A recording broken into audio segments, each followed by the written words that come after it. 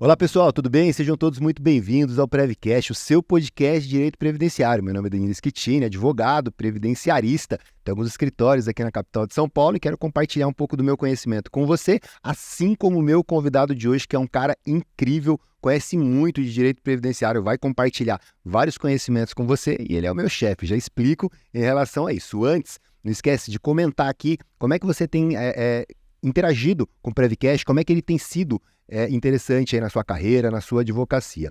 Vou deixar aqui também o card com os outros episódios para você poder maratonar. Tem valido muito mais que pós-graduação e muitos advogados que têm assistido têm realmente dito isso para mim, beleza? Bom, também não esquece de se inscrever no canal, tá bom? Para ficar por dentro dos primeiros conteúdos que eu colocar aqui, ficar sabendo em primeira mão. Bom, quero apresentar ele, que é um cara incrível, advogado, ele tem já bastante experiência no direito previdenciário, ele tem algumas atividades na OAB que eu nem sei como ele consegue acumular tantas atividades, ele faz parte de várias comissões, é o meu chefe nas prerrogativas, Dr. Guilherme Radzevicio, seja muito bem-vindo, tudo bem?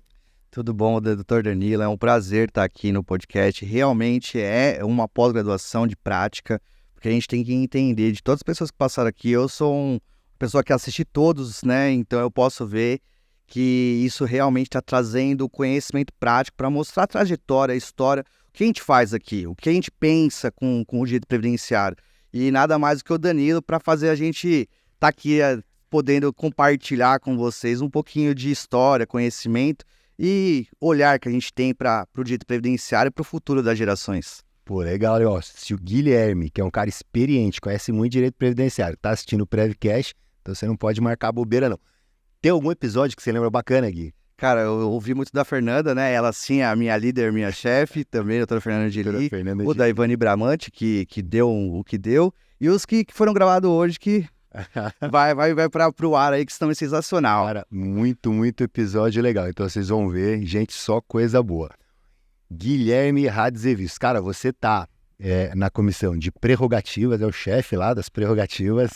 Você está também na comissão de relações com o INSS e coordena um time incrível e tem feito, cara, transformações importantíssimas. Com o advogado que está em casa lá, ele não tem noção do quanto a gente tem trabalhado, cara. A gente tem trabalhado, e você, principalmente, com a sua equipe, não para.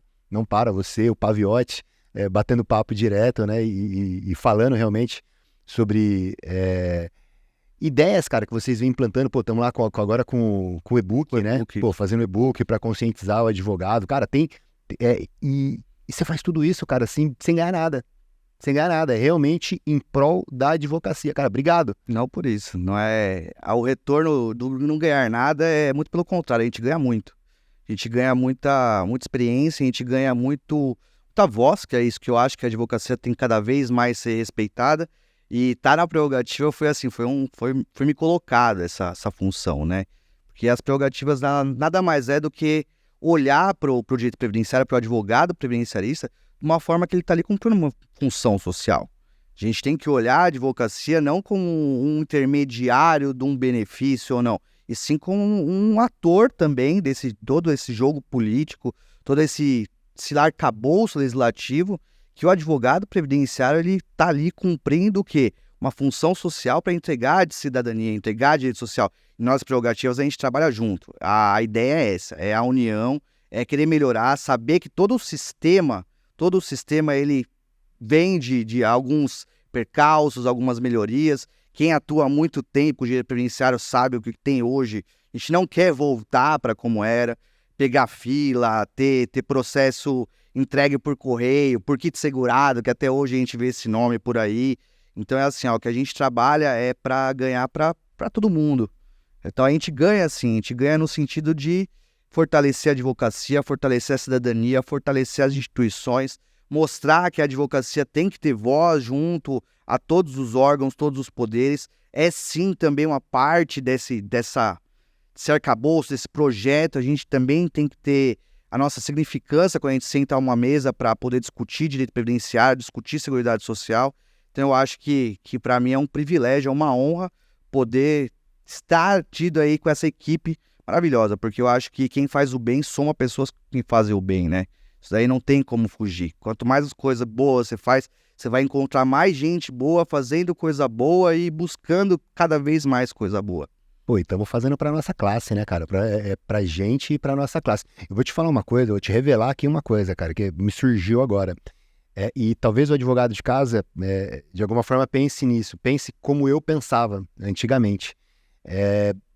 Eu tinha a visão de eu, Danilo advogado, e a OAB, enquanto instituição. A OAB é uma outra coisa.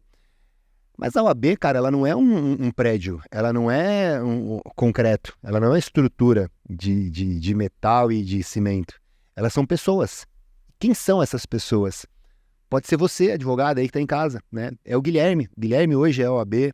A doutora Adriane Bramante, que esteve aqui com a gente, é a OAB. A doutora Ana Júlia Cachan, tá lá no TED. A doutora Maura está presidindo e vai fazer um episódio com a gente também. Então a OAB são as pessoas, são os advogados. É você que está aí, que pode também vir fazer parte da OAB e ajudar a construir uma classe forte, uma classe realmente que tem voz ativa, e que realmente defende os direitos sociais, porque a gente não defende, e eu aprendi com o Guilherme uma coisa muito interessante, é o seguinte, né, quando a gente fala de prerrogativas, a gente não está defendendo o privilégio nosso, né? Cara, eu gostei dessa frase quando você falou, a gente não está defendendo o privilégio nosso, a gente está defendendo a sociedade. Exato. Não é isso? A gente está cobrando o mínimo, né? A gente está cobrando a excelência do serviço público. Porque é que a gente estava conversando até, é serviço público. E tem uma frase, né, de um jurista muito conhecido, que fala que o serviço público é para servir o público. Então tem que servir o público. É uma função que a gente tem que olhar lá desde trás, é dignificante. Então, quando a gente está lidando com o serviço público, a gente não está pedindo privilégio. A gente está pedindo exatamente aquilo que a gente precisa, tem, espera e quer sempre que seja melhor. Porque a gente tem que pensar no direito previdenciário como isso, como a defesa da cidadania. O advogado previdenciarista raiz, gente que sabe desde do histórico, quem conhece o histórico da Previdência sabe que a gestão da Seguridade Social ela é quadripartite. Ela precisa da sociedade também estando junto a essas políticas públicas para decidir, para intermediar, para conversar, para dialogar, para trazer o quê? Cidadania. Um cidadão não pode ficar à mercê de um prazo de 180 dias, por exemplo, 120 dias para ter um benefício por incapacidade, por exemplo. E isso, quem é a voz da cidadania para poder sentar a uma mesa e discutir? É a advocacia. Nesse momento, é a advocacia. A advocacia é a voz mais forte e, ao mesmo tempo, mais frágil. Porque enquanto a gente fala de Estado, eles têm um aparato. Você vê aí a Advocacia Geral da União, Procuradoria-Geral da Fazenda Nacional, o próprio Poder Judiciário hoje, né, tendo um papel relevante dentro do Poder Legislativo também. E quem que leva as nuances da cidadania? Quem que leva os amargores? Quem que leva o dia a dia mesmo daquele segurado, daquele cidadão? É a advocacia. É a advocacia que tem que participar. É um ator aí que cada vez mais a gente está tendo espaço, mas não era assim. Para quem está há muito tempo no direito previdenciário sabe que coisa de 20, 30 anos atrás não era visto dessa maneira. Então a advocacia previdenciária hoje você tem que olhar por pelo menos dois vieses aí, né? O viés da advocacia, da defesa da classe, que também o advogado sofre, tá? O advogado previdenciarista sofria, continua sofrendo. Antes era com fila também, hoje é com fila digital. Antes era com servidores, sistemas, hoje é com internet funcionando ou sem funcionar. E o outro viés são de políticas públicas, cara. Eu acho que a gente tem que cada vez mais pensar a seguridade social em termos de futuras gerações. O que precisa melhorar, o que precisa acontecer, quais são as coisas que estão por vir mesmo. As novas profissões, você pegar aí as profissões de antigamente, que foi uma das coisas que deram muito dinheiro para a Previdência, será que daqui a 30, 40 anos serão as mesmas profissões? Serão as mesmas pessoas? Essa educação previdenciária também, sabe? Da gente largar um pouco o assistencialismo de um lado, mas olhar a parte previdenciária, olhar a parte do sistema previdenciário, o que a gente espera dele. Então isso, para mim, são políticas públicas. São políticas públicas que nós estamos aqui, a gente precisa saber, precisa entender, precisa estudar muito, precisa ser muito resiliente, porque cada retrocesso que a gente tem, a gente fica mais forte, a gente fica mais estudioso, a gente vê mais chance de ver uma melhoria. Porque, cara, são direitos sociais, são direitos fundamentais e precisa. Cada vez mais o advogado previdenciário tem que saber qual é o seu papel. Saber que é além de um benefício. É aquilo que a gente ouve, né? Um benefício concedido, uma família assistida. Além disso, um advogado previdenciário é uma voz perante aos poderes aí para mudar e trazer melhoria. É isso que eu acho. Melhoria para a cidadania, melhoria para o sistema, melhoria para a dignidade humana, melhoria para o equilíbrio financeiro e atuarial. São nuances que a gente olha aí que cada faísca que a gente tem na Previdência repercute de um tamanho assim gigante. Gigante. É só a gente ver as ações revisionais, a gente vê LDO, a gente vê PEC de precatório. Então, essa revisão da vida toda, né? Essas novelas, o AITN, ESM, para quem é mais antigo, Buraco Negro, Buraco Verde. Então, isso é ser advogado previdenciário. É entender o que a gente faz com o direito previdenciário, que é um direito que a gente precisa entender, é direito previdenciário. Direito previdenciário tem a sua especificidade, é um direito multidisciplinar. A gente mexe com tudo, a gente mexe do começo da vida da pessoa até o final da vida da pessoa. A gente faz uma conexão com o direito constitucional básico, a gente faz uma conexão com o direito civil, a gente faz uma conexão com o direito financeiro, a gente faz conexão com o direito tributário, a gente faz conexão com o direito trabalhista, que há alguns tempos atrás achavam que era um previdenciário, era um puxadinho do trabalhista. Mas não, a significância do direito previdenciário, pós-Constituição Federal, pós uma época de ditadura, é uma situação que a gente tem que olhar e é recente. A gente tem uma previdência ainda nova, vamos dizer assim. E o que a gente quer para o futuro da Previdência, o futuro do Brasil, o futuro do assistencialismo em si, da Seguridade Social, é uma coisa que depende de nós, passa por nós, não tem como. O advogado previdenciarista, desculpa, mas o raiz mesmo, ele olha por esses vieses. Ele olha além do benefício só do escritório que ele atua. Na sala de aula a gente consegue fazer isso, nas ações sociais a gente consegue fazer isso, participando dos institutos, sendo chamado a mesas para conversar, para dialogar, a gente consegue fazer isso. A gente consegue levar o direito previdenciário mais do que um benefício, mais do que regimes, do que direitos. A gente leva isso como futuro, como cidadania, como política pública, do que a gente quer. É um país melhor aí que vai passar pela Previdência, vai passar pela assistência, vai passar pelas novas gerações e sabendo respeitar aqueles que vieram, né? Aqueles que deixaram tudo isso pra gente. Quando a gente começa a entender o sistema da Previdência, da direito previdenciário, da Seguridade Social, a gente tem que saber, Brasília foi construído com dinheiro dos trabalhadores, as usinas, aí do Itaipu, dinheiro dos trabalhadores. Então, os trabalhadores, eles tiveram lá atrás uma significância muito grande para o que a gente tem hoje. Então, eu falo assim, eu sou um apaixonado. Então, a gente não pode deixar isso acabar. Para mim, quando eu ouço falar, a Previdência tá assim ou tá assado, eu falo, cara, o dia que a Previdência não aguentar mais a trazer um direito social, você pode sair do país, porque o direito previdenciário, a previdência social, ela é a garantia de um país melhor.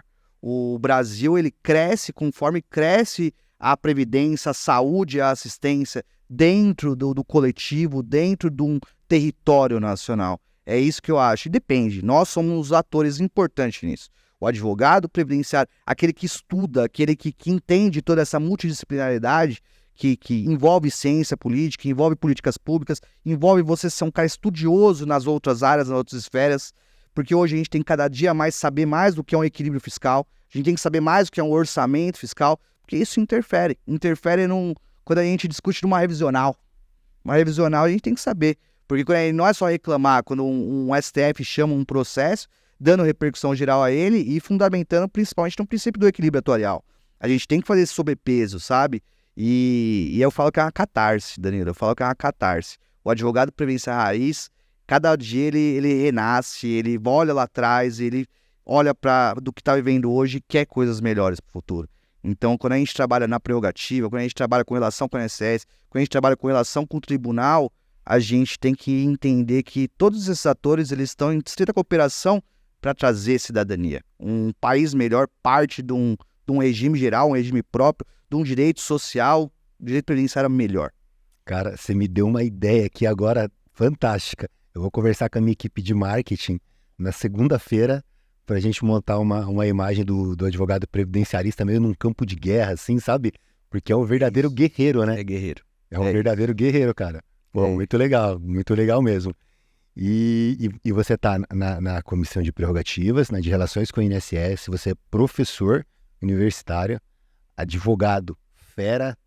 E terminando o mestrado que tá tirando do sério também, porque a gente leva a sério, né? Que escrever, querer falar, querer discutir, é aquilo, a gente tem que olhar para trás.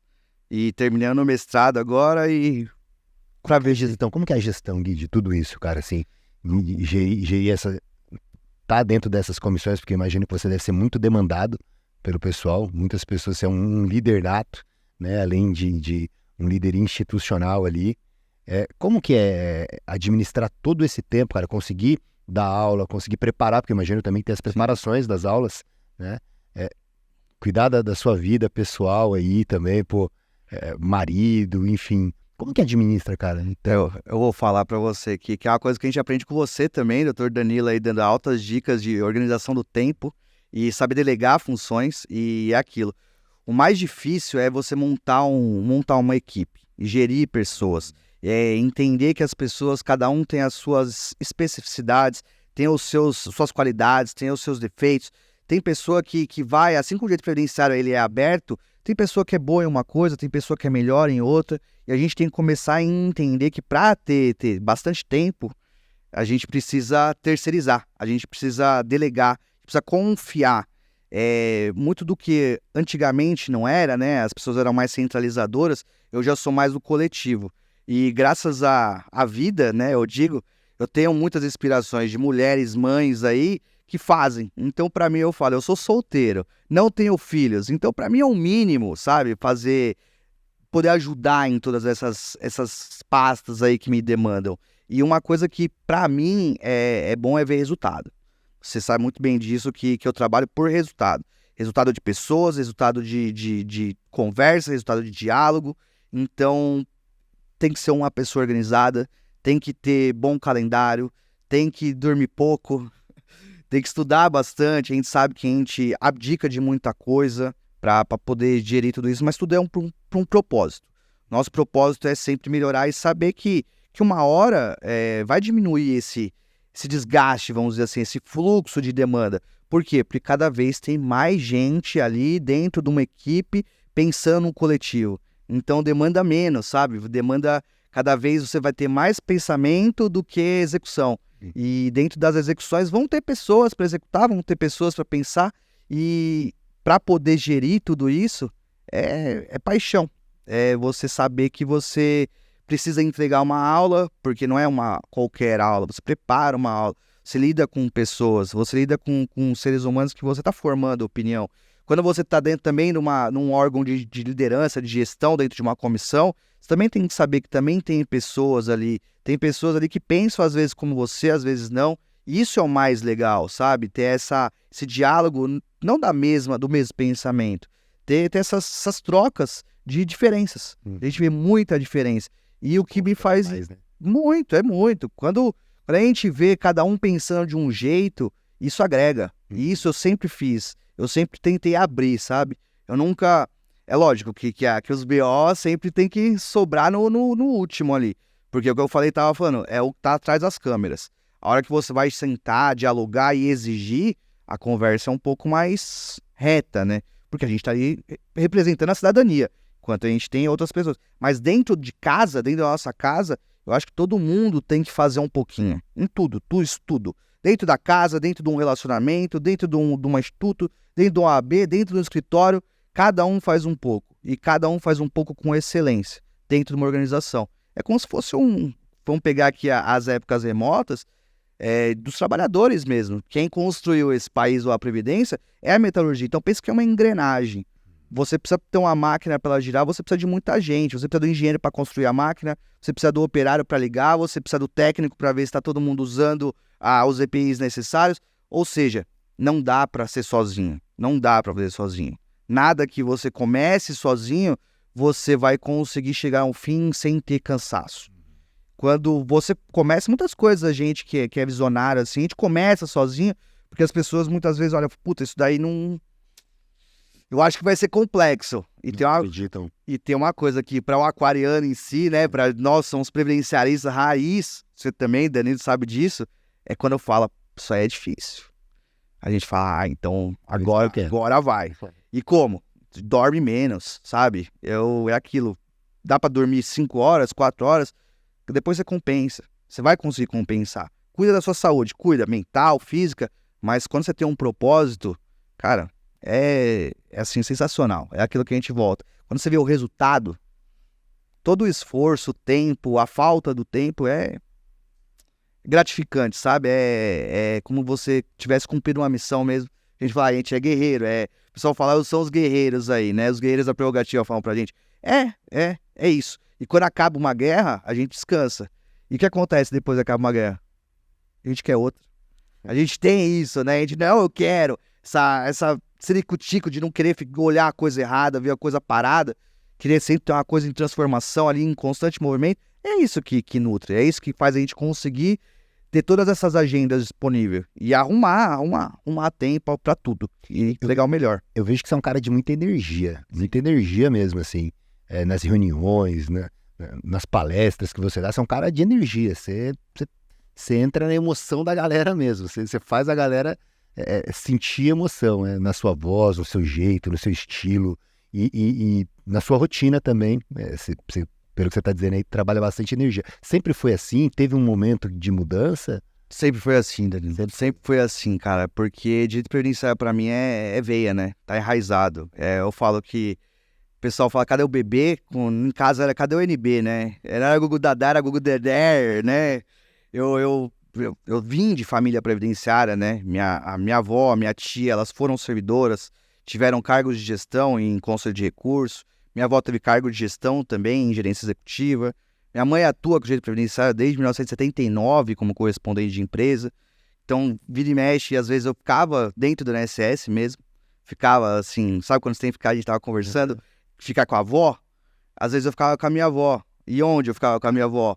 Dentro do INSS. Do INSS que hoje, muitas vezes eu vou lá para brigar, né? Não mais, hoje não mais, mas em épocas passadas a gente ia lá exigir direitos, eu falava, cara, eu já joguei bola dentro aí dessa repartição pública.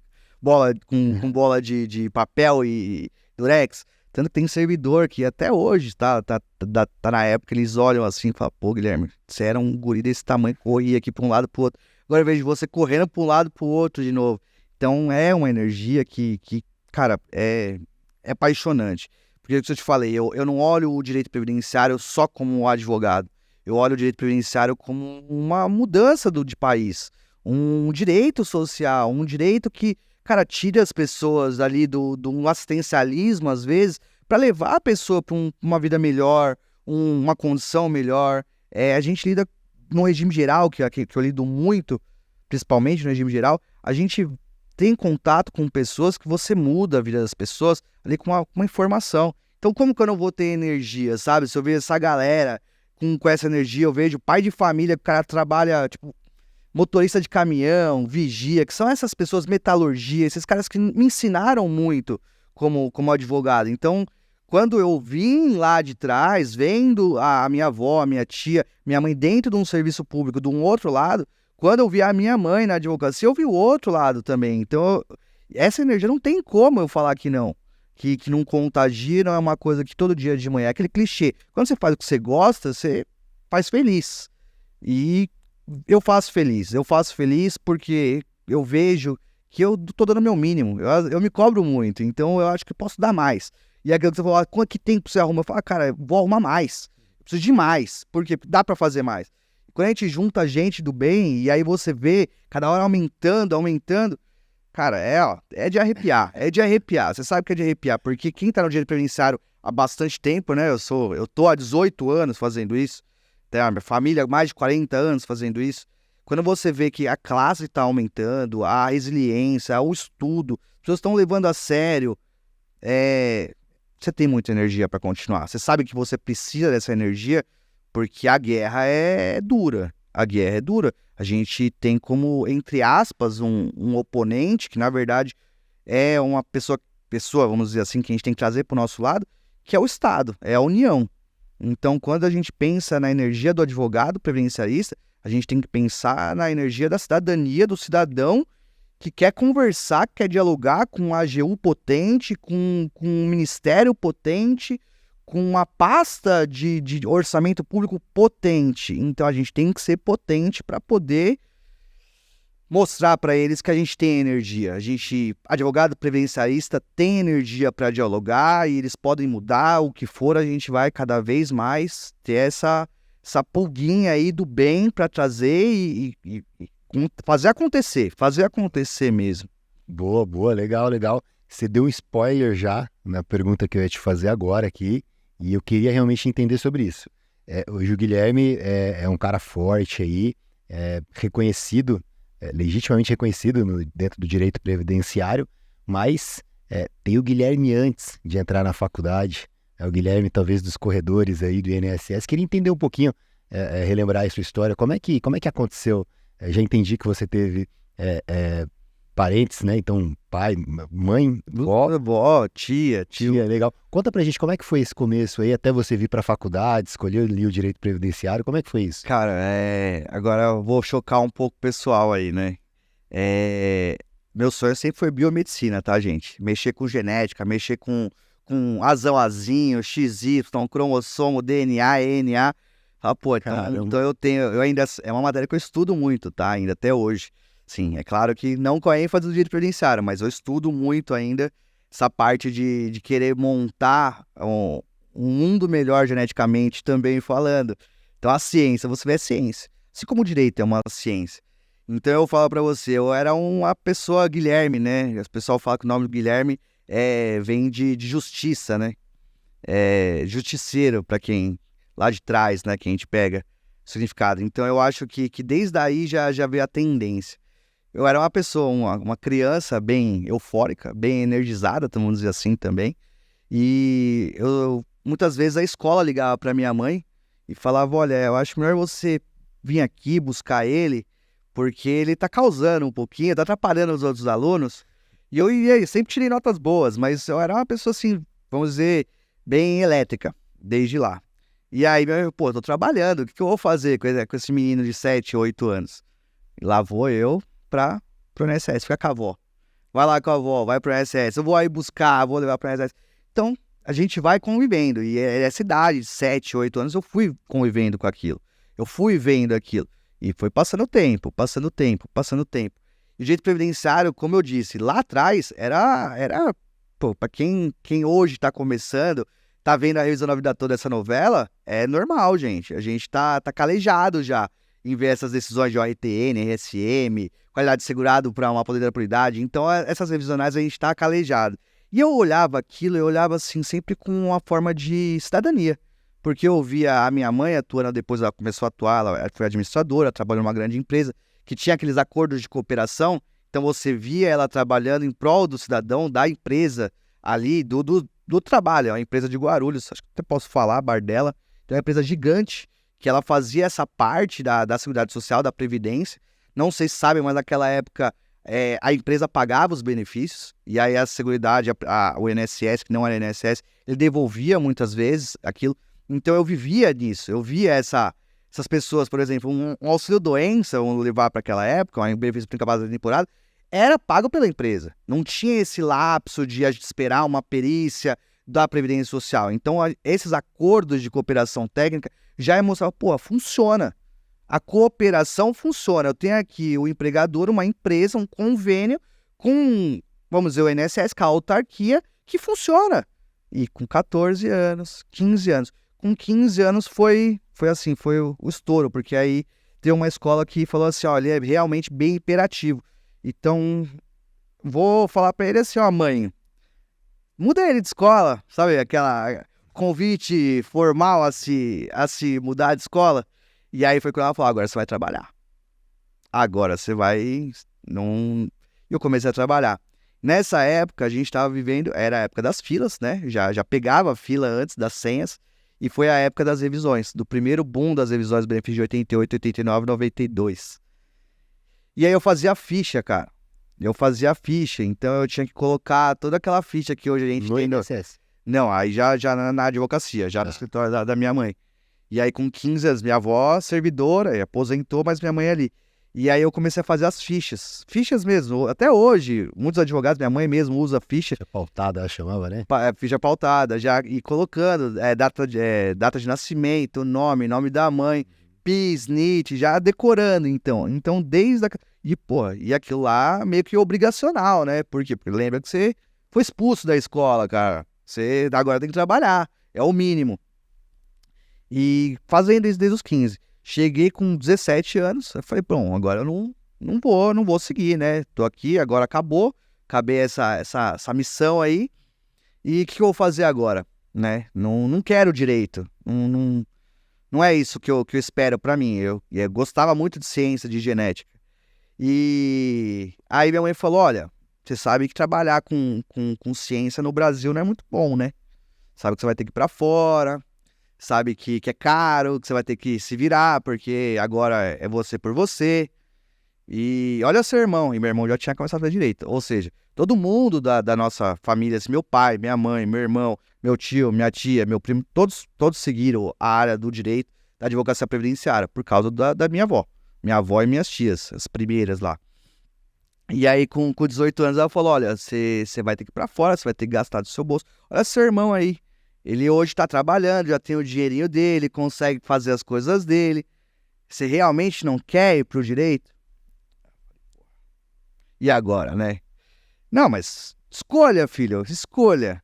E aí foi aquilo, eu comecei a olhar tudo aquilo que a gente já fazia, eu via minha avó fazendo, via minha mãe fazendo, tive a oportunidade de ver o ciclo ali, o fluxo do direito previdenciário, aquele raiz, sabe? Aquele raiz mesmo, aquele que você montava o kit, entregava no glicério, ia até a fila da madrugada, sabe? Ficava 2 horas da manhã, é isso mesmo, é fazer contagem à mão, ver minha mãe com calo, minha avó com calo, aquela contagem que até hoje a gente tem no escritório, que ela era amarela e branca, que tinha o tempo especial, o tempo comum, você colocava a caneta.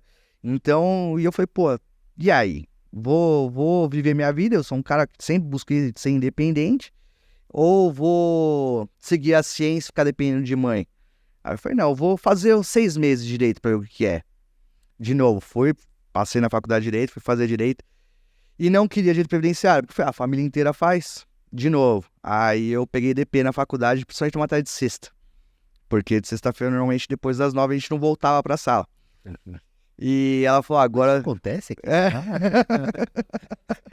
É difícil, né? A gente fala, porque com 18 anos de idade, sabe? Você tá ali vivendo aquilo, Daí vem a pergunta anterior, de onde vem toda essa energia, né? E ela falou, de novo, cara, cada DP dessa daí, você vai se lascar. De novo, se vira. Minha mãe é uma pessoa muito do bem, muito boa, só que é uma pessoa justa também. Uma pessoa que sempre falou, olha, você vai crescer, você vai fazer as coisas pelas suas próprias pernas. Ela sempre me ensinou isso, sabe? Faça sem olhar pra quem. Faça o bem sem olhar quem, só faça. Vai lá e faz, e você tem uma responsabilidade pra fazer as coisas acontecerem. E aí, mudei de faculdade. E aí, eu voltei a Guarulhos. E nisso que eu voltei a Guarulhos, que era a casa deles, né? Minha avó aí já tinha aposentado, já tinha também ido trabalhar com o direito previdenciário. Eu falei, pô, e agora? O que eu vou fazer?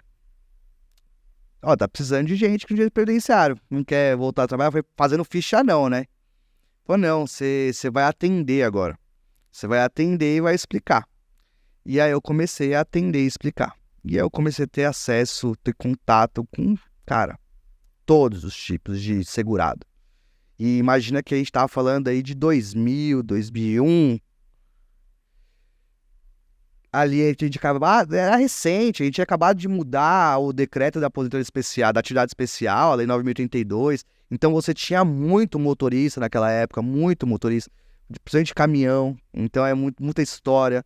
Muita metalurgia. Guarulhos é uma cidade que tinha muitas empresas, então a gente tinha muita demanda, assim, vamos dizer, porque não tinha advogado previdenciário. Não tinha. Eram 4, um município extenso. Eram 4 mesmo. Até hoje a gente fala que eram as 4 cavaleiras do direito previdenciário, sabe? Que são as damas. São as mulheres que levaram o direito previdenciário para cima. Guarulhos, hoje São Paulo até. E a advocacia guarulhense previdenciária foi raiz, porque ela vem do servidorismo também. Então você vê que uma dessas 4 era filha de servidora, a outra era filha de servidor, a terceira, que foi as pioneiras lá atrás, também era uma ex-servidora. Ou seja, a advocacia previdenciária começou com as pessoas que saíram do serviço público. Então já veio mostrando o quê? Que ali a gente já pensava em cidadania. A gente já pensava ali que o direito previdenciário ia além de uma aposentadoria. O direito previdenciário ia em trazer cidadania para as pessoas. Falei, pô, agora então é isso, então eu acho que é isso que eu quero mesmo. E comecei a atender, comecei a ver a diferença das pessoas. Ali demorava 6 meses, 1 ano, uma aposentadoria do kit para voltar. Isso quando você conseguia protocolar. E o pessoal fala, pô, manter DER naquela época era uma briga. A gente fazia muito para ter DER mesmo. A advocacia naquela época era de um jeito e hoje é de outro, mudou. Então, quando eu comecei a ver isso, eu falei, cara, é isso, sabe? É nesse nicho que eu quero. Que isso combina comigo, de querer a mudança, querer o coletivo, ver que o seu trabalho muda mesmo. Assim como a ciência fazia. Não queria mudar, não queria a genética, minha mãe até brinca. Você não queria fazer as coisas para mudar, para colocar lá os cromossomos? Então, o direito previdenciário você também consegue mudar. Você consegue mudar a política pública, você consegue mudar a vida de uma pessoa, você consegue mudar a cidadania, a garantia de um direito social. E eu falei, cara, é isso. E aí, depois, não parei mais. Não parei, Danilo. Pegou a faculdade, foi direto. Foi embora. Aprovou, já estava dentro do direito previdenciário e tá no escritório até hoje aí. Até hoje, e aí com bastante gente ajudando também, né? Que eu falei, hoje a gente tem que pensar assim, isso foi até muito bom você ter trocado, porque a nossa atuação mudou. Nossa atuação veio mudando. A gente viveu uma época que a gente ia buscar muitas vezes o indeferimento. A gente queria o indeferimento dentro do processo administrativo. A gente sempre teve uma precaução muito grande em trabalhar o processo administrativo, sabe? Em buscar as provas. É aquilo que eu falei, quando a gente vê que é multidisciplinar, a gente tem que olhar tudo. A gestão, o custeio e trabalhar com as provas, trabalhar com a documentação, trabalhar com... Muitas vezes as empresas deixavam as coisas do INSS, esses acordos de cooperação. Muitas empresas arquivavam as coisas, então a gente trabalhava muito com as provas de um processo administrativo, mas era precário mesmo, o atendimento, a gente sabe disso, a falta do servidorismo público não é de agora, já vem de há muito tempo, nem vou falar antes da digitalização, que processos sumiam, você tinha essa dificuldade, então a gente trabalhava muito pela judicialização. Tinha muita coisa que você olhava ali, principalmente dentro de PPPs, SB40, DIRBEM, DSS da época, você buscava ali o indeferimento rápido para buscar uma justiça também tão rápida, né? E hoje não é assim mais. Hoje a gente tem que, entre aspas, esperar uma análise e trabalhar muito bem um processo, porque, querendo ou não, a gente constrói jurisprudência, a gente constrói uma reforma. Muitas vezes uma reforma advém de um arcabouço, de umas decisões judiciais que às vezes são processos mal feitos. Isso é o mais chocante, que a advocacia tem que mudar. A gente tem que tomar atenção agora que, assim como eu falei, de novo, somos atores aí da cidadania e somos atores também da mudança judiciária e legislativa. Porque um processo que a gente naquela época buscava um indeferimento, a gente tinha uma facilidade até de entender a lei, de buscar a lei, de buscar concretizar reconhecimento em saúde de direitos, que é o que a INSS deveria fazer. Hoje já não é assim. Hoje a gente já tem que ver o melhor direito, melhor conta, melhor regra, o melhor momento, se vai mudar, se não vai mudar. A gente acabou de ver aí também a expectativa de vida das pessoas aumentando. Isso vai gerar consequência, vai gerar alteração. É uma coisa que a gente já tem que se preparar. E isso é do advogado previdenciário. Isso, quando você está lá atendendo o seu cliente, o seu segurado, você tem que pensar nisso. Eu não vou buscar ali uma concessão em deferimento, não, eu estou fazendo esse processo sabendo que, cara, é uma tese que eu posso lançar aqui com esse processo, que vai chegar, eu tenho que fazer esse processo, por exemplo, chegar através de um recurso especial no STJ, sabendo que se você for vitorioso no STJ, você corre o risco de vir um processo de recurso extraordinário para chegar ao STF, principalmente julgando aí, colocando como enfoque o equilíbrio financeiro, que é isso que a gente mais vê hoje em dia. Então essa é a advocacia que a gente tem que pensar hoje. A gente olha essa advocacia nesse arcabouço gigante. sabendo que não é só um processo, um segurado, um processo previdenciário, pode ser um artigo de uma próxima emenda, pode ser uma exposição de motivos para uma contra-reforma, uma gleba de processos de direitos, é isso. A gente vê aí, a gente tem que sair da caixinha. Hoje o advogado previdenciário ele tem que sair da caixinha, ele tem que parar, aquilo que a gente fala, a gente discute muito, a gente pede muito para que haja cooperação, né, entre todos os atores. E a gente, nós, como até aqui, como OAB, a gente é contrário a intermediário dentro do direito previdenciário em si. Por quê? Porque a gente acha que o direito previdenciário ele é complexo. O direito previdenciário ele é um patrimônio. Você não vai procurar uma agência financeira sem saber o mínimo para poder investir o seu dinheiro. E eu falo que o direito previdenciário, o dinheiro do cara tá lá, ele não teve escolha. Lembra, lá atrás, quem criou essa gestão? Então, eles eram obrigados a colocar o dinheiro ali, aquele dinheiro que usaram o dinheiro do trabalhador. Ou seja, o dinheiro dele tá lá. Ele não tem condições de entender as regras, às vezes regras matemáticas, regras de finanças que a gente tem dificuldade de entender, não tem como jogar isso para o cidadão, principalmente aquele que é abarcado pelo regime geral. Então, a atuação da advocacia, trabalhar com a advocacia, querer cada vez mais gerir essa parte do direito previdenciário dentro da advocacia, é apaixonante porque a gente vê que cada vez mais a gente faz a mudança dentro de um processo judicial ou de um processo administrativo, mas pensando além do direito daquela pessoa. Você pensa num coletivo mesmo. Quando você consegue uma aposentadoria para office boy, quando você consegue retroagir data de aposentadoria pessoa com deficiência antes da lei complementar que regulamentou isso, quando você faz uma revisão da vida toda, que está em discussão, se interpreta ou se modifica o artigo, isso é a advocacia previdenciária raiz, sabe? É você pensar que aquele processo que chega na sua mão, aquele cliente na sua mão, pode ser uma motivação de política pública para mudar um direito para toda uma futura geração. Essa é a ideia. E muitas vezes a gente erra, tá? Muitas vezes a gente sai queimando largada aí, entrando com algumas revisões, que a gente perdeu um direito porque a gente não teve boa estratégia. A gente talvez pensou como era lá atrás, indeferiu é assim mesmo, o INSS faz tudo errado, olha aqui, e aí eu vou fazer, a AGU é contestação copia e cola. Cara, será que você juntou as provas necessárias, você fez um pedido necessário, você fundamentou necessário, porque você às vezes está dando arma pros caras. Não só munição, você está dando a arma pros caras, dentro de uma petição dessa. E às vezes é um colega nosso, por falta de estratégia, por falta de querer entender onde que o processo dele pode chegar.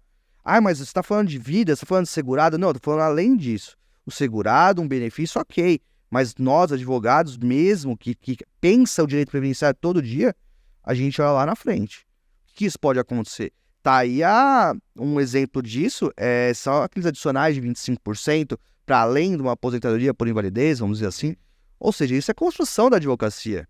A advocacia vem construindo. O direito previdenciário, a Justiça Federal, a gente não tem juizado especial em todos os locais. Por exemplo, vamos falar de São Paulo. Não tem em todos os lugares de São Paulo. A gente sofre com isso. Muitas vezes prerrogativa, que eu acho que realmente é essa distribuição de foro, sabe? Ou seja, isso não dá para colocar essa conta na conta do cidadão. Muitas vezes vulnerável ali. Então, são aspectos do direito que o advogado é um ator relevante. É um ator relevante para saber entender todas essas mudanças, todos esses momentos do direito previdenciário. Que o futuro do direito previdenciário também vai mudar, cara. O direito previdenciário vai mudar. Não é de, assim... Em que sentido você acha que vai mudar? Ferramenta. A forma como vai ser atendido. Já tem mudado bastante, né? Tem mudado bastante. E nós, advogados, a gente sofre. Imagina o cidadão. E veio para ficar, não tem como. A gente vê cada vez mais as pesquisas mostra que realmente as pessoas estão tendo mais acesso à internet. Estão tendo mais acesso. Quando a gente fala que realmente ainda a gente viu um país com caldo cultural muito extenso, muito diferente, realmente a gente tem que olhar para cada região de uma forma, de um jeito. Mas quando a gente olha num contexto, a gente vê que está mudando e estão entregando. Preocupação dessa gestão, aí eu falo isso porque eu tive oportunidade de sentar à mesa, como eu disse, eu vejo que é vontade de um presidente do INSS, de um ministro da Previdência, de todos os atores, de superintendência aqui que a gente pode falar do nosso Sudeste, é a intenção de todo mundo querer trazer melhoria. melhoria para a cidadania, melhoria para o atendimento, melhoria para a advocacia, melhoria para as políticas públicas. E saber que a gente tem função nisso, saber que a gente faz parte e tem responsabilidade nisso. Não sair aí só batendo em todos os atores e esquecer que, cara, a gente apanha também. Quando você bate em um, saiba que eles são unidos lá do outro lado, eles vêm bater em você juntos. E quem são eles? São sistemas, DataPrev, o próprio INSS, o próprio PMF, que a gente fala que é um órgão diferenciado, a própria AGU, a própria PGNF, a própria Receita Federal, o próprio gov.br, essas ferramentas todas, junto com esses atores, eles sabem o que eles estão fazendo. Eles sabem que eles querem cada vez melhorar mais. E nós, advogados, a gente não pode ficar só discutindo isso e falando, olha, mas mudou. Cara, vai mudar. Vai mudar e a tendência é mudar para melhorar. E hoje a gente pede essa melhoria, vai acabar com alguns serviços nossos? Vai diminuir muitos serviços nossos. Mas você pensa assim, para o coletivo vai ser bom? Vai ser perfeito. Imagina quando você tiver um PPP dentro do INSS, do próprio cidadão, com uma fiscalização eficaz, com uma contribuição de rádio correta, ou seja, todo o sistema ganha. Quando você tem toda a informatização junto com todos os atores cooperando para o bem do sistema. Ganha advogado, ganha segurado, ganha servidor, ganha ministério e ganha Brasil. Essa é a ideia que a gente vê das mudanças. E a gente tem que ter resiliência para aprender. Hoje o advogado previdenciarista que não sabe direito previdenciário e não sabe direito tecnológico, ele vai cada vez sofrer mais. Vai sofrer. O que a gente falou, a gente fazia na unha, a gente fazia a mão. A gente continua fazendo na unha. Só que a gente tem que entender.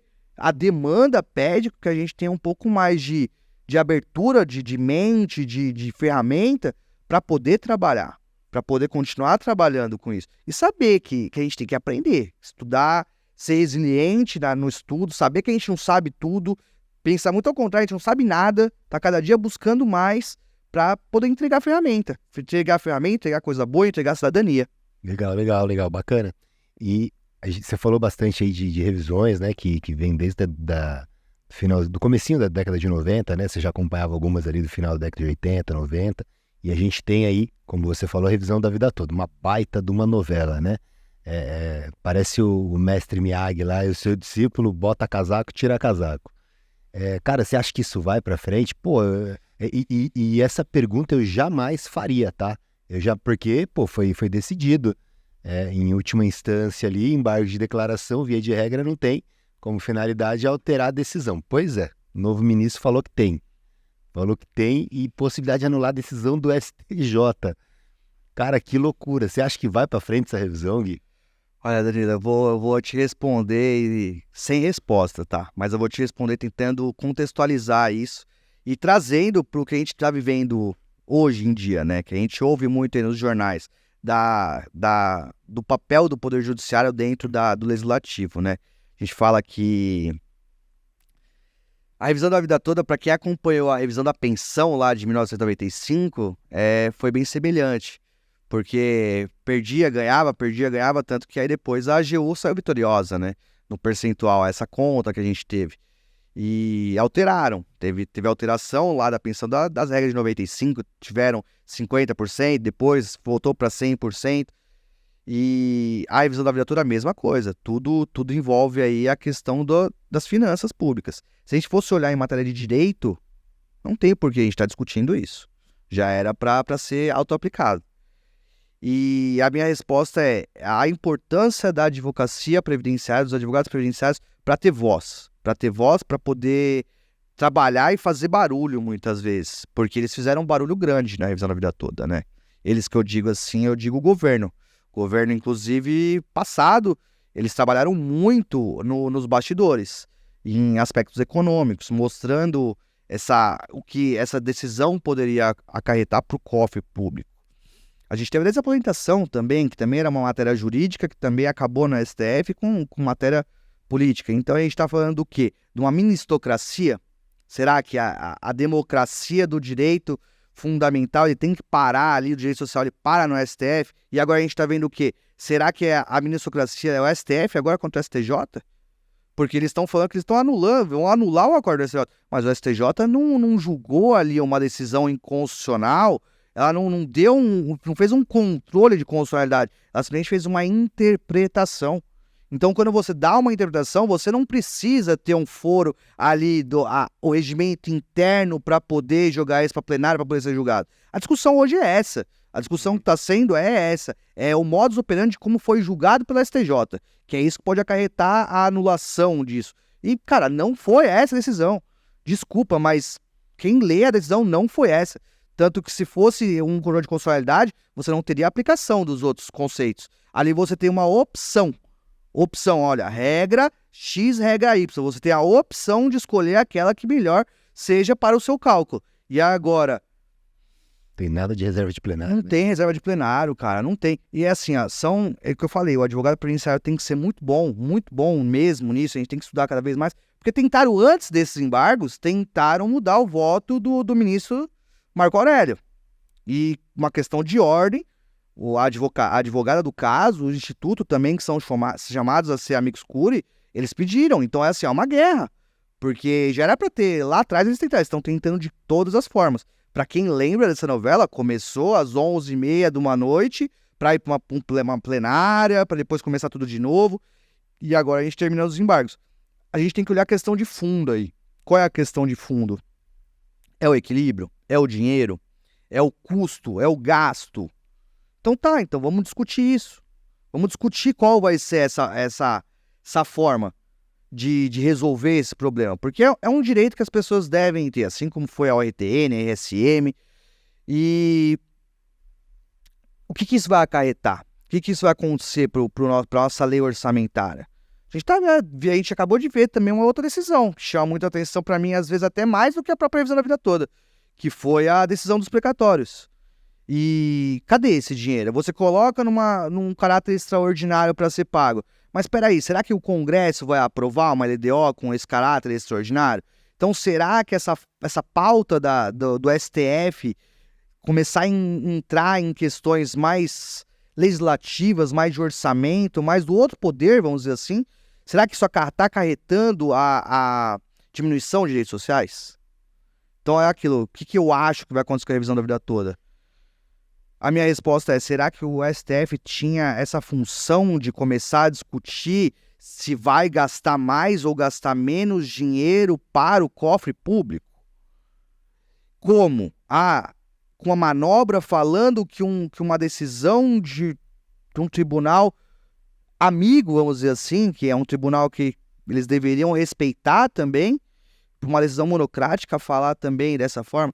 Então eu acho que o próprio poder, eu fico imaginando, eu querendo ver atrás das câmeras, como que tá o STJ, a relação agora STJ-STF quanto a isso? Por exemplo, o gabinete de quem julgou a revisão da vida toda no STJ, o que tá achando dessa decisão do ministro do STF? Porque assim, agora, olhando de longe, é um pouco desrespeitosa você falar isso do ministro do STJ. Você interpretar, colocar isso de uma forma como se fosse o seu entendimento como ministro do STF. Então a resposta que eu te dou é, a novela ainda vai continuar. A novela vai continuar. Provavelmente por um bom tempo, né? Eu vou falar pra você que eu me senti, cara, em um determinado momento um idiota. Eu fui convidado pra dar uma entrevista acho que pra Jovem Pan e pro Heródoto Barbeiro. E aí, falando sobre a revisão da vida toda, né? Eu falei, não, foi decidido em última instância pelo STF e o trabalhador ganhou 6-5 e tal, não há possibilidade de alteração. Um deles me perguntou lá, eu falei, não tem possibilidade de alteração aqui e tal. Caramba, cara, isso tá gravado lá. Porra, mas não era pra ter possibilidade de alteração aqui, cara. Puta tapetão estão fazendo aí, cara. Puta loucura. E aí eu cheguei a gastar um pouco de energia. Eu realmente não gastei muito e tento me aliviar um pouco nisso, mas gastei um pouco de energia, separei uma equipe para poder dar rápida vazão a esses processos que nós tínhamos, fazer uma revisão no nosso estoque de processos, né, de clientes antigos, verificar ali se tinha alguma coisa e tal. Eu fico pensando, cara, será que foi um tempo improdutivo? Será que realmente rasguei dinheiro? E aí eu quero saber de você, advogado aí de casa, cara, comenta aí se você também gastou energia com a revisão da vida toda, se não gastou, de repente você já sabia que não ia acontecer, porque eu vou falar, cara, Foi triste, eu me senti realmente um idiota num determinado momento. Tanisa, você tocou num ponto, agora não foi só a gente, não. Vamos lembrar esse operacional que fizemos. Por que foi? Porque a advocacia, com os institutos, foi conversar, foi chamada a participar dos enunciados do Conselho de Justiça Federal, lembra disso? Que participamos dos enunciados. E uma das propostas dos enunciados foi para facilitar a vazão dos processos dentro do Poder Judiciário, em primeira instância, é aquilo, olha, vamos fazer os pedidos administrativos, vamos entrar com os pedidos de acerto, de CNIS, de cadastro, vamos pedir a cópia dos processos. Olha, Poder Judiciário, nós da advocacia a gente vai cumprir, tá? Esse enunciado tá lançado, esse enunciado é requisito para que você faça o pedido inicial da revisão laboratória. Tudo bem, a advocacia concorda, tá todo mundo olhando essa revisão com uma forma que todo mundo quer ajudar. Quando vier a decisão, já dá uma vazão para todos os processos, né? E será que aqueles enunciados que foram propostos lá na reunião do Conselho Federal também foi um tempo gasto? Olha que loucura, hein? Cara, muito bem pensado. Então, e aí? Dinheiro público ali, né? Dinheiro público. Ali porque é tempo de pessoas que são pagas com dinheiro público. Dinheiro público. Se você pensar que o TRF3 agora lançou 2 ferramentas de cálculo de revisão da vida toda dentro do seu portal, e aí? Será que destoa? Se eu falar para você que vai ser anulado, vai ter um novo julgamento, o que acontece com toda essa força de trabalho institucional que foi feito? Em todos os atores, cara. Quem propôs os enunciados, além da advocacia, foi a Advocacia da União também. Quem propôs os enunciados, além da Advocacia da União, também foi o Poder Judiciário que ali esteve. Ou seja, será que não está tendo essa conversa entre os atores da mesma casa? Por isso que a gente fala, a gente traz para a advocacia, fala, cada um na sua casa. Então nós, advogados previdenciários, a gente pode se cobrar. A gente tem que estar dentro da nossa casa, fazendo o melhor dentro da nossa casa, para poder depois pedir melhoria das outras casas. E eu tô vendo que o que a gente sempre brigou não, né? A gente sempre dialogou para que fosse cada vez melhor, que a união da classe da advocacia previdenciária, parece que a gente está conseguindo se unir e agora eles lá estão começando a se desunir. A minha resposta é essa. A minha resposta, quando eu olho uma decisão dessa, eu falo, cara, os poderes não são harmônicos e dependem entre si. Mas e dentro do mesmo poder, eles são harmônicos também? E a dúvida. A dúvida é, cara, a gente volta para saber qual é a nossa função. Política pública, é cidadania, é além de ser um mero advogado, né? Ser um advogado previdenciarista raiz, que tem que saber constitucional, tem que saber direito civil e previdenciário. Então é complicado. Quando a gente fala de direito previdenciário, a gente está falando de política pública, a gente está falando de cidadania, a gente está falando, talvez... Cara, o orçamento público é quase 1/4 do orçamento do nosso país. Se a gente pega aí com efeito uma lei orçamentária, a gente sabe os cortes ali. A gente tem uma das fatias é a Seguridade Social. E o povo tem que saber disso.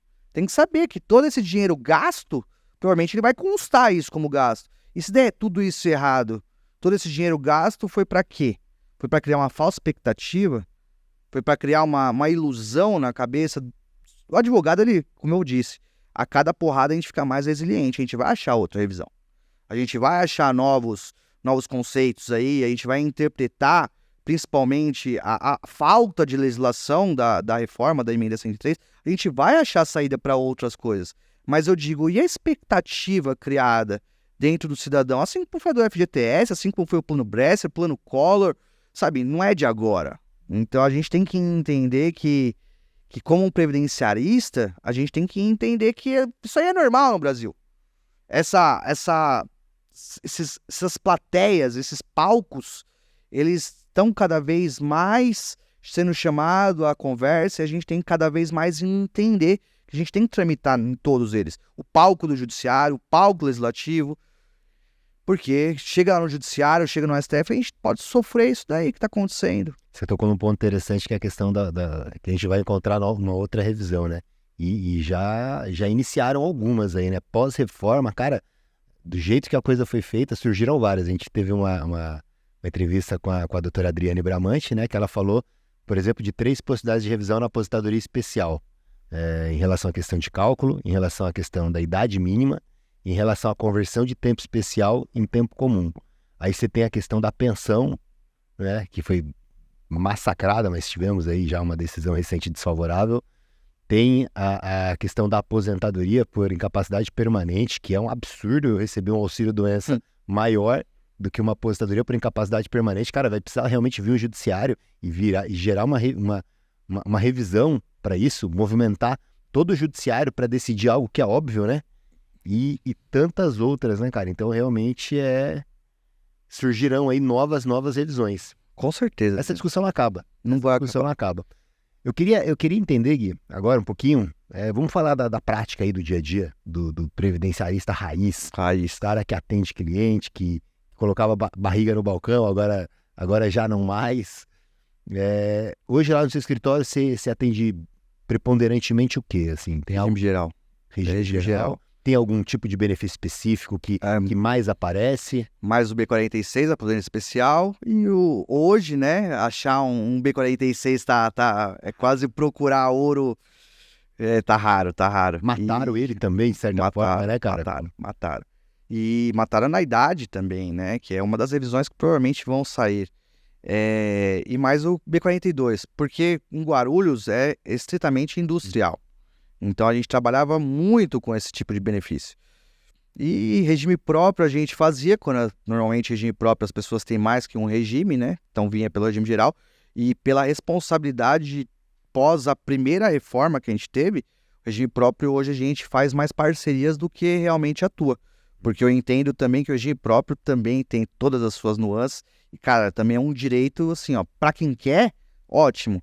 Mas a gente tem que saber que o regime geral, ele abre. Não trabalha com benefícios por capacidade, a gente não atua com esse tipo de benefício. É mais benefício programado mesmo, benefício de apoio.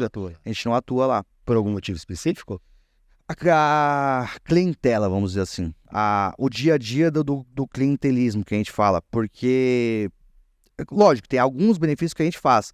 Normalmente, benefícios que a gente sabe que o segurado tem condições ali de ter um perito especial para ele, um assistente para poder acompanhar e saber que você vai atuar isso dentro da esfera judicial. Um assistente técnico ajuda muito, né? Muito. Dentro de benefício por incapacidade. A maioria não tem condição de pagar. Não tem. Esse que é o problema. Então é assim, ó, para quem... Eu falo, direito previdenciário, eu falo isso para meus alunos de 10º semestre, né, que todo mundo no começo tem...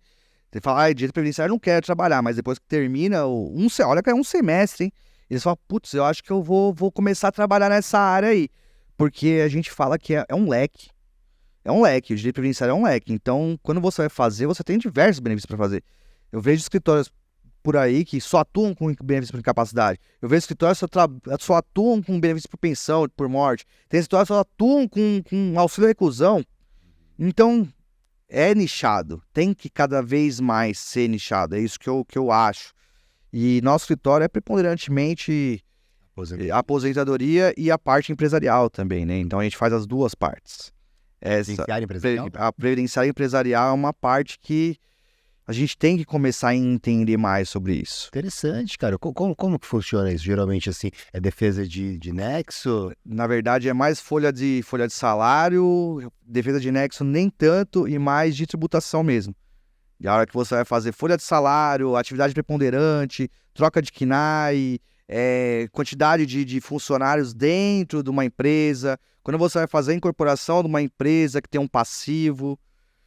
Então é uma área também que eu falo para as pessoas, também tem que saber. Porque, querendo ou não, as duas andam juntas. Quando você vai cobrar, porque está acontecendo, tá? Eu vou falar isso porque aumentou muito de 2021 para cá. A gente tem que também dar nome aos bois. Depois da reforma da Previdência, eles tiveram uma preocupação bem grande da fiscalização, né? Isso aí foi um plano do ministro da Economia anterior. E realmente as empresas estão sendo agora notificadas quando você vê uma folha de salário dela que a atividade preponderante é mais de metalurgia, que ela não está pagando o adicional do AAT de aposentadoria especial corretamente. Coisa que, era impossível a gente ver isso, sabe? Depois, quando acabou a parte de fiscalização do INSS, foi tudo migrado com a Super Receita, Era difícil você ver uma empresa sendo cobrada por não estar pagando o adicional correto, se é 6, 9 ou 12. E depois de 2021 a gente começou a ver. Ou seja, fazer uma defesa dessa é muito boa. Às vezes você... Olha, Eles vêm atrás do advogado previdenciarista. previdenciarista. Na verdade, eles vão atrás do tributarista, né? Uhum. E o tributarista, ele passa pro previdenciarista. Uhum. Porque aí você tem que também ter estratégia. Se você tem uma folha de salário de 100 funcionários, sendo que 60 tá dentro de uma fábrica, será que a tributação compensa você pagar isso ou contratar mais 10, mais 11 fora da fábrica? Isso é a parte que o advogado previdenciarista pensa. Olha o que você está falando. Você está falando que você vai falar para a empresa contratar mais, colocar mais gente no ramo de trabalho, para você poder, às vezes, sair de uma alíquota tributária, de uma folha para pagar menos. Então, você está pagando menos tributo de um lado, mas você está aumentando uma folha do outro lado. Ou seja, você está pagando mais, dando mais emprego, quando você faz um planejamento previdenciário empresarial. Então, você vê, é uma outra área. Quando você entende também o lado da empresa, você entende o lado do segurado, é uma conexão muito boa. Uma conexão, por exemplo, quando a gente... Mais uma forma de a gente não reclamar. Quando a gente fala, um PPP de uma empresa tá ruim. Por que o PPP da empresa está ruim? Vamos explicar para a empresa o que ela pode fazer para melhorar esse PPP desse funcionário. Quais são os riscos da empresa de não ter uma fiscalização desse PPP ruim desse funcionário? O que a empresa pode fazer para melhorar pro funcionário e pro sistema de seguridade social? Essa é a parte que é mais consultoria do que a parte que você tem que fazer de advogado ali processar. Então você não faz... Mais administrativo. É mais administrativo. Mais administrativo. E a cobrança é por hora de trabalho, não no final. Depende do contrato, depende de empresa já contratada a hora de trabalho. E tem muitas empresas que querem só uma consulta, que é um planejamento, que é uma forma de entender o que ela pode fazer. Não é você quem vai Dá um fazer. exemplo pra gente, sei lá, de algum caso legal assim que você pegou nesse sentido. Mudança de zoneamento. Uma empresa que estava no local, estava mudando de local, eu falei, ó, se você mudar o local, o território, não, o território mesmo, estava em Guarulhos é assim, você tem uma área industrial e você tem uma área mista. Se ele mudasse da área industrial para a área mista, ele ia diminuir o tamanho da empresa dele. Só que ele ia ter um aumento de funcionários dentro da metalurgia. O que acontece com a folha de salário dele? Ia aumentar. O adicional de RAT dele ia aumentar. Só por ele ter mudado de zona. Do industrial, ele foi uma zona mista. Eu falei, cara, isso não vai ser bom. Ele achando que era melhor para ele. Isso daí junto com o tributário. Não vai ser bom porque você vai aumentar a sua tributação em cima dos seus funcionários, porque vão mandar muito embora. Não. E aqui ele continuou na área dele, continuou com a folha de salário dele e não mudou de local, continuou pagando o aluguel caro, porque ele ia ter uma tributação maior só por ter diminuído o quadro de funcionários e deixado a metalurgia muito maior do que o quadro do administrativo. Consegue entender essa parte da folha? É da folha. O cara ia mudar a folha, ele ia demitir muita galera e ia ficar com um quadro de folha maior. Ou seja, não compensaria. O proporcional de funcionários dele seria maior de gente da metalurgia. Da metalurgia, da indústria. E aí ele ia ter o custo que da outra empresa era até maior do que o aluguel. Ele queria trocar porque ele queria diminuir custos. Uhum. Então ele ia cortar funcionários e ia trocar a produção. Não ia compensar para ele nesse momento.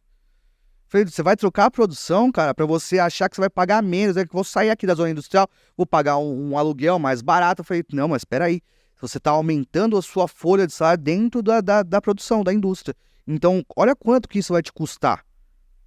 E aí a pessoa olha e fala, pô, mas eu não pago já. Pô, Guilherme, Eu já não pago. dá pra você montar umas aulas disso aí, cara. Você faz aula disso ou não? Cara, quem atua nessa parte preponderante é meu pai dentro do escritório, mas a gente trabalha Legal, ali, cara. mais na conversa, mais na processo do CARF também, muitas vezes a gente pega, porque a parte empresarial é essa, o empresário ele não quer pagar.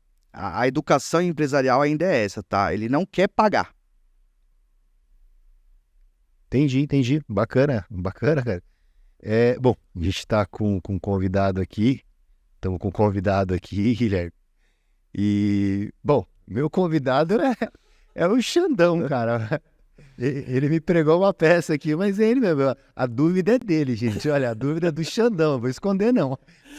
Aqui comigo é a vida como ela é. Essa que a gente gosta. Então vamos lá, Xandão. E aí, cara, ó, pra você ver que o negócio tá tão bacana, que até o nosso diretor aqui falou, porra, fiquei com uma dúvida, quero perguntar. Bem, primeiro, Doutor Guilherme, é um prazer tê-lo aqui no nosso projeto, no projeto do Danilo aí. Isso significa que só engrandece mesmo o projeto. Valeu mesmo, obrigado. Obrigado, meu. A minha pergunta digamos assim, que é representando a classe trabalhadora, digamos assim, né? Hoje, na opinião do doutor, qual é a classe trabalhadora que mais tem problemas com a aposentadoria e que o doutor vê que no futuro, assim, fala assim, pô, essa classe ainda vai continuar, seja, não sei, de repente a indústria, o pessoal que trabalha na indústria, o pessoal que trabalha no comércio, o pessoal que trabalha com domésticas, né, por exemplo. Qual, na opinião do doutor, que realmente vai ter mais trabalho, assim, mais problemas? Cara, a parte da pessoa que trabalha com atividade especial vai ter muito problema. Vai ter muito problema ainda, porque a tendência é que eles tenham cada vez menos direito, porque a indústria vai cada vez mais se automatizar. E um que eu tenho muita preocupação são esses trabalhos intermitentes. Esse eu tenho muita preocupação, porque eles não estão cientes, muitos deles não estão cientes que muitas vezes, por ter uma contribuição ali abaixo do salário mínimo, muitas vezes com abaixo do salário mínimo, eles não estão tendo o cômputo disso para nenhum fim. E isso daí vai mexer muito, já está começando a mexer com perda de direitos. Você vê, às vezes, a pessoa, um vigilante, vamos dizer assim, a classe mais que eu pego aí disso. O cara ali, às vezes, ele perde qualidade segurada porque ele está trabalhando ali fazendo bico, achando que tá contratado, e ele perde qualidade segurado mesmo tendo contribuição previdenciária. Então, eu acho que essa parte do trabalhador informal, mas dentro de um registro de carteira, que ele ainda olha ali o trabalho na carteira assinada e ele acha que está tudo tranquilo como era antes, esse cara vai sofrer. Quem trabalha com atividade nociva vai sofrer. E mudando um pouco da classe trabalhadora para a classe dos contribuintes individuais, também é uma espécie de segurado obrigatório, eu acho que essa parte dos MEIs, né, do microempreendedor, eles também não estão entendendo muito bem o que isso vai acarretar lá na frente, e eu também acho que vai dar muito problema. A parte... Volto aqui, ó, respondendo a pergunta um pouco mais agora direta, o MEI, eu acho que vai ser uma das coisas que ainda vai ser muito discutido, vai dar muito problema. E se eu olhar numa forma geral, se eu pensar que o MEI ele tem garantia dos direitos, mas não teria garantia da aposentadoria por tempo de contribuição, a contribuição dele é menor e a garantia do salário, uma aposentadoria por idade seria salário mínimo, a gente pode fazer aqui uma analogia que é mais ou menos um benefício de prestação continuada. Se você fala que um cidadão com 65 anos vai receber um salário mínimo e você fala para uma pessoa que está ingressando agora contribuir como MEI, que ele vai se aposentar com um salário mínimo quando ele tiver aposentadoria por idade, com 65, por que ele vai querer fazer inscrição com o MEI e pagar? Porque ele ainda vai fazer a analogia que fala, mas com 65 eu vou ter direito ao BPC. Então, essa já é a parte do que eu falei lá, a gente conversou lá no começo. A gente tem que começar a tirar essa ideia do assistencialismo para a parte do previdenciário. Por quê? Para a pessoa entender. E o MEI, ele vai precisar entender que não precisa ser necessariamente um salário mínimo. Tem formas dele aumentar essa aposentadoria dele. E eles não sabem disso. Muitos. Então, essas três aí eu acho que ainda vai dar muito pano para manga. Serão afetadas aí, né? Legal. Temos mais uma pergunta aqui pro Guilherme. Agora é o Dr. Matheus. E Dr. Matheus, vamos lá. Boa tarde, obrigado por compartilhar todo esse conhecimento técnico e essa experiência de vida do senhor. Eu percebi que o senhor é bem enérgico, né? Tanto nas atividades corriqueiras do senhor como nas atividades profissionais. Qual dica que o senhor dá para o jovem advogado, considerando essa evolução tecnológica voltada para o direito previdenciário? O que é interessante ter em mente daqui para frente? Algum nicho, algum time? O senhor poderia compartilhar isso com a gente? Claro, doutor Matheus. É sensacional a sua pergunta e minha resposta é melhor ainda. Como que eu falo para o advogado previdenciário no meio tecnológico trabalhar melhor? Ser mais humano. Então, quando a gente fala que a ferramenta, a tecnologia veio, a gente tem que entender também que quem está atrás dela ainda vai ser um ser humano. E para o jovem advogado, cara, eu falo aquilo que eu falo para os meus alunos de 10º semestre. Responsabilidade social, muito estudo e saber qual é a sua vocação. Dentro do direito previdenciário, você tem diversos nichos. Você pode ir para, como a gente falou, para o direito previdenciário empresarial, você pode ir para o direito previdenciário dentro do regime geral, você pode ir para o direito previdenciário do regime próprio. Dentro de cada um desses, você pode ir para o regime próprio, diversas profissões, focar em médicos, focar em professores. Regime geral, você foca em um nicho de segurados, de empregados. E a dica mesmo para o jovem advogado, doutor Matheus, é ser resiliente, ser, como o senhor disse, enérgico na questão de mudança, de questão de saber o que você está pleiteando, saber o porquê você está fazendo isso e estudar bastante. Estudar muito e estudar especificamente o que acontece com o direito previdenciário, a dinâmica do direito previdenciário. O que ele pode acontecer daqui a 30 anos? Então, hoje, o jovem advogado ele tem que pensar, cara, se eu estou começando agora, eu vou aposentar as pessoas que daqui a 10 anos vão ter direito. Qual vai ser os novos direitos?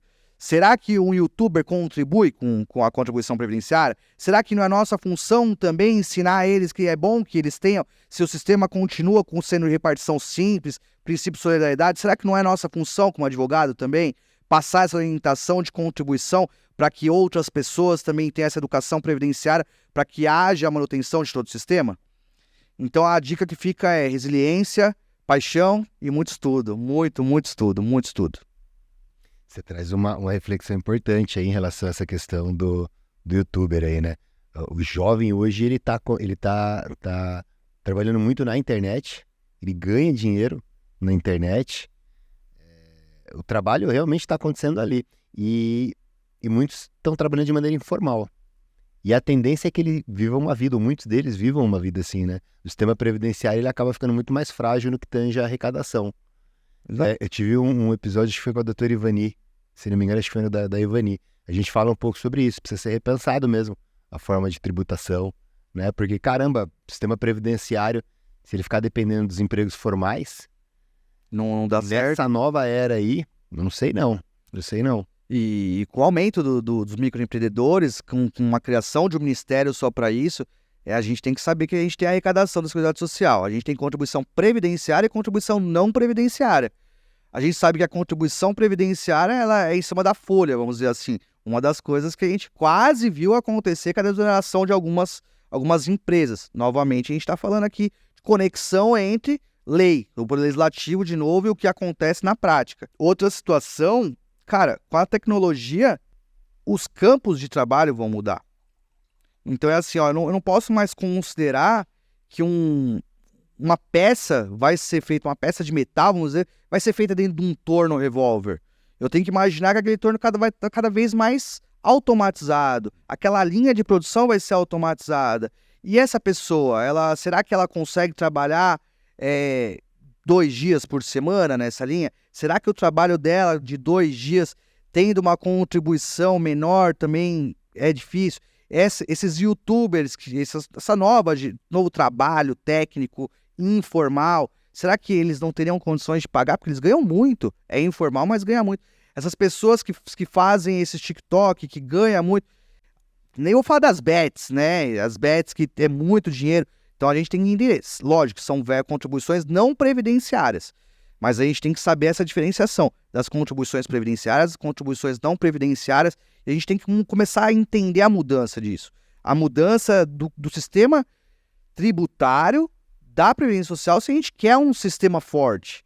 Por quê? Porque o informalismo hoje, ele ganha mais e ele contribui com muito menos para a repartição solidária de todo o sistema, que a gente fala que é de repartição simples.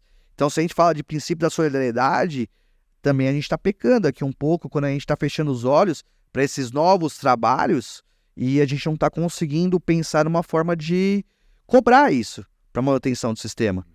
E a gente tem que começar a pensar dessa forma também. Como a gente falou lá no começo, é pensar no equilíbrio financeiro atuarial. Não é só esperar um recurso extraordinário chegar na STF para começar essa discussão. A gente tem que discutir o equilíbrio financeiro atuarial desde o do primeiro dia que a gente atende nosso cliente, desde um primeiro momento. E quando a gente pensa em alteração, a gente tem que pensar também, a gente tem que propor isso. Nós somos atores para propor esse tipo de projeto. É lógico que muitas pessoas vão torcer o olho com isso, porque falar, mas o que a Previdência vai me garantir? Cara, você tem que pensar que o sistema previdenciário já garantiu, já vem garantindo, e o sistema previdenciário está dentro de um sistema de seguridade social. A partir do momento que você tem um SUS eficaz, a partir do momento que você não teve custo para tomar vacina, é uma forma de dinheiro público da seguridade social. Então daí a gente tem que pensar um pouco mais aberto. A gente tem que saber o que são verbas previdenciárias, o que são verbas não previdenciárias, o que são verbas que vão para a seguridade social, o que é um orçamento público, o que é uma lei de diretrizes orçamentárias. Nós temos que acompanhar isso. Nós, cidadãos, e nós, advogados, principalmente. Então a questão do futuro depende do que a gente está pensando hoje em orçamento, em arrecadação, em novos postos de trabalho, em novas ferramentas digitais, e sempre sabendo que vai ter que ter um humano. Não tem como. A gente tem que ser humano para discutir, para querer, para exigir e para trabalhar também. Boa, boa. Eu queria te perguntar, aproveitar esse nosso tempinho, cara, passa muito rápido. Muito, muito rápido. Eu queria te perguntar o seguinte, uma coisa que acho que é importante para a gente poder compartilhar. A gente vem fazendo o e-book lá, e o e-book ele tem um objetivo, né? Então acho que queria pegar esse período final aqui para a gente poder comunicar com o advogado e evitar os problemas que a gente vem encontrando aí, sobretudo para quem é de São Paulo, né? Porque realmente é algo muito mais ligado a São Paulo, mas tá ligado às prerrogativas do advogado. Então, poderia compartilhar com a gente, Guilherme? Claro. As prerrogativas, a problemática que tem sido enfrentada e o que a gente está querendo comunicar com os advogados? Sim. Isso é sensacional isso, Danilo, porque o que a gente faz com prerrogativa é exatamente para melhorar para a advocacia e melhorar pro cidadão. A gente tem que lembrar que tudo que a gente faz para a advocacia é visando a nossa função, que é garantir a cidadania. E nós, advogados previdenciaristas, vamos dizer assim, a gente já é bem resiliente. Então a gente já sabe bastante. Agora, para quem talvez tem 1, 2, 3, às vezes precisa passar por uma questão ali previdenciária, que seja de outra área, de direito de família, às vezes de direito criminal, eu falo que o e-book, cara, ele traz muita coisa boa de operacionalização, de padronização de atendimento, de facilidade para a advocacia, de entrega de um sistema de cooperação. Então a gente quer cada vez mostrar mais que estar dentro de uma agência da Previdência Social não é mais necessário, mas ao mesmo tempo não está ferindo ali um direito fundamental do advogado de estar dentro do órgão público. A gente mostra que a gente está dentro do órgão público, talvez dentro do nosso próprio escritório. A gente tem que mostrar que está ali brigando diretamente, brigando mesmo com a advocacia anterior, a prerrogativa anterior que a gente falava, que era pé na porta, não dá mais resultado. A gente tem que entender que tem diversas ferramentas que são mais ágeis, são mais cômodas para o advogado, principalmente o e-book da prerrogativa. A prerrogativa vem trabalhando diuturnamente, a gente tem uma equipe, cada um responde um dia, e inclusive além de responder um dia, vem trazendo item clicável, telefone de plantão, acesso a formas de poder buscar melhoria para o teu processo, para o teu cliente. Então o que eu falo para a advocacia que não é a previdenciarista, que é aquela advocacia que tem alguma demanda com o direito previdenciário, cara, siga a prerrogativas da OAB de São Paulo, siga a comissão previdenciária da OAB de São Paulo, que trabalham unidas, trabalham juntas, mostrando que a gente só teve conquista. É claro, não tá do jeito que a gente quer, não tá nem de 0 a 10 em 6 ainda. Então a gente quer muita coisa, a gente quer muita evolução. E a gente só vai conseguir isso com o diálogo. A gente só vai conseguir isso se a gente tiver lugar à mesa a sentar. E eu quero falar que esse e-book aí vai trazer muita facilidade pro advogado que não é previdenciarista e para quem é previdenciarista para entender como que ele vai agir com ética, vai entender que vai ter hora que ele vai ter que estar na agência, e a gente vai estar lá ajudando, sim, mas ele sabendo qual é esse momento. Qual é o momento que ele vai ter que estar dentro de um órgão, dentro de uma autarquia, dentro de um poder judiciário. E o que a prerrogativa vai fazer? Porque, cara, a gente trabalha aí para facilitar. Eu não vejo ninguém reclamando que agora peticiona depois do PJE, sabe? Falando, eu não consigo mais lá no distribuidor e entregar a petição inicial. E eu vejo alguns advogados ainda por não conseguir entender essa alteração de todo o mecanismo da previdência social, reclamando. Falando, pô, mas eu quero ir para uma agência, eu quero ser atendido, eu quero entender, eu quero que o servidor ele me explique. Não é mais essa a função do servidor. Aí ele chama as prerrogativas, ele chama a polícia, gera todo um desconforto para todo mundo, Para ele. enfraquece a nossa classe e não dá nenhum tipo de resultado. Para ele mesmo, ele enfraquece o Ele serviço. podia utilizar o INSS digital, Perfeito. que não viola as prerrogativas, ele continua sendo atendido pelo INSS, essa é a ideia, conscientizar. Conscientizar que não é na porrada, não é na briga. Porque assim, eu fui até a agência do INSS, não fui atendido. Chama a polícia, chama a prerrogativa. Primeiro, você vai sair dali, você vai perder um tempo. O seu e do servidor que vai ser conduzido junto com você à delegacia. Segundo, eles estão munidos ali do princípio da legalidade. Então o servidor ele segue as portarias internas para saber se ele pode e o que ele não pode fazer. A gente está falando de atividade meio, não de uma atividade fim. Quando a gente fala de atividade fim, analisar benefício, esse cara nem fica mais na agência. Esse cara já na nossa época, lá atrás a gente já tinha um serviço de retaguarda, de análise de benefício, que já não era de acordo ali com atendimento direto ao cidadão. Às vezes tinha. Você tinha acesso ao servidor que ia analisar o benefício, mas hoje não. Hoje o seu benefício muitas vezes nem é analisado pelo local que você deu a entrada. Então por que você vai estar dentro daquela agência fazendo aquele barulho todo para depois você chegar com uma portaria na mão e falando assim, ó doutor, na verdade o servidor estava certo, quem estava errado era o senhor, nós da prerrogativa, que tiramos o servidor do local público, movimentamos a polícia militar, que também não seria a necessária para continuar, para vir até aqui. Cara, a nossa função não é essa, sabe? Como advogado, como prerrogativa. A gente tem que entender. Eu não vejo também o pessoal indo na Receita Federal, que tem as suas normativas internas, que muitas vezes pede uma procuração ECAC, ou uma procuração com reconhecimento. Eu não vejo ligar a prerrogativa para falar, olha, aqui eles pediram a procuração e não querem deixar eu entrar. Não. Por que o INSS? Porque a cultura ainda de entrar no INSS, colocar o pé na porta, existia. Hoje, a cultura do INSS é de cooperação, é de melhoria. E a advocacia tem um acordo de cooperação. É aquilo que a gente falou também no início dessa nossa conversa, as empresas lá atrás tinham cooperação com o INSS para entregar a melhoria do serviço, que eram os convênios de muitas empresas. Hoje a OAB São Paulo tem um convênio com o INSS para entregar muito direito e muitos benefícios. Então vamos usar esse convênio. Vamos ver. Vamos primeiro colocar a mão nele para depois falar se ele é bom ou se ele é ruim. Porque o que a gente mais ouve mas eu não quero, eu vou ter que me cadastrar para entrar. Hoje a gente tem 57 mil advogados inscritos para usar esse convênio. E 87% das pessoas elogiam. As pessoas que usam esse convênio, o INSS digital, elogiam. Aqui a dica última que eu dou é que vai mudar novamente. A gente tem que ter resiliência para mudar. A partir de semana que vem já tem um novo sistema, que é o PAT, não mais o Gerid. A gente tem que saber. O previdenciarista sabe, mas para quem não é o previdenciarista, cara, é muito intuitivo. Parece muito o PJE, parece muito os outros sistemas aí que a gente usa já no Poder Judiciário.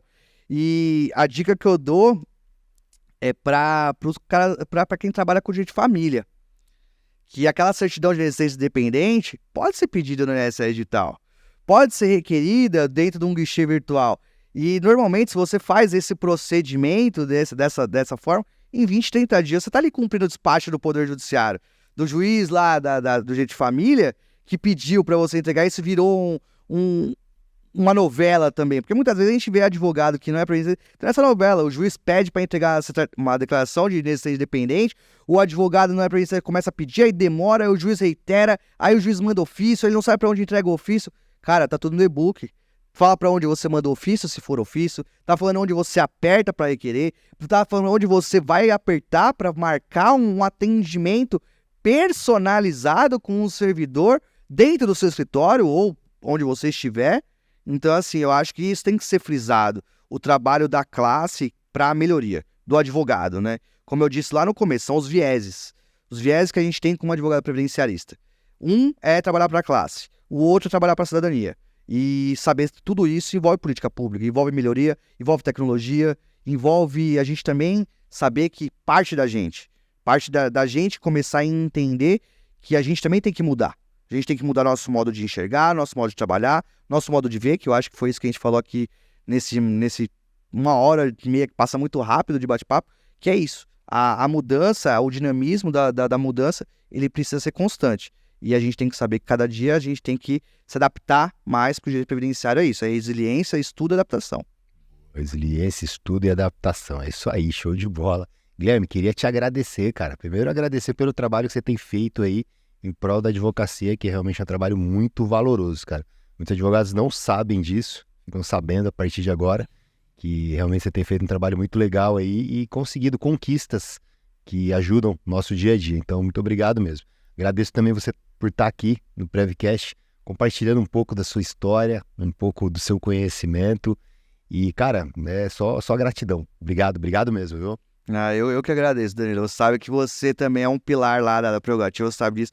Sabe que às vezes a gente se fala, é só mandar um sininho ali, é sirene, é urgente, urgente a gente resolve. Eu que agradeço, é uma honra. Eu espero muito que esse projeto cresça muito mesmo, porque as pessoas precisam entender isso, precisam mostrar esse lado humano também daquele advogado que o pessoal não entende, acha que a gente é advogado 24 horas por dia e a gente também é humano e a gente quer o melhor de tudo. Obrigado, cara. Eu queria agradecer você que esteve com a gente até agora. Não esquece de se inscrever no canal, cardzinho aqui com todos os vídeos para você maratonar, faz uma pós aqui no Prevcast e acelera a sua curva de aprendizado. Pessoal, brigadão, até uma próxima aí, valeu!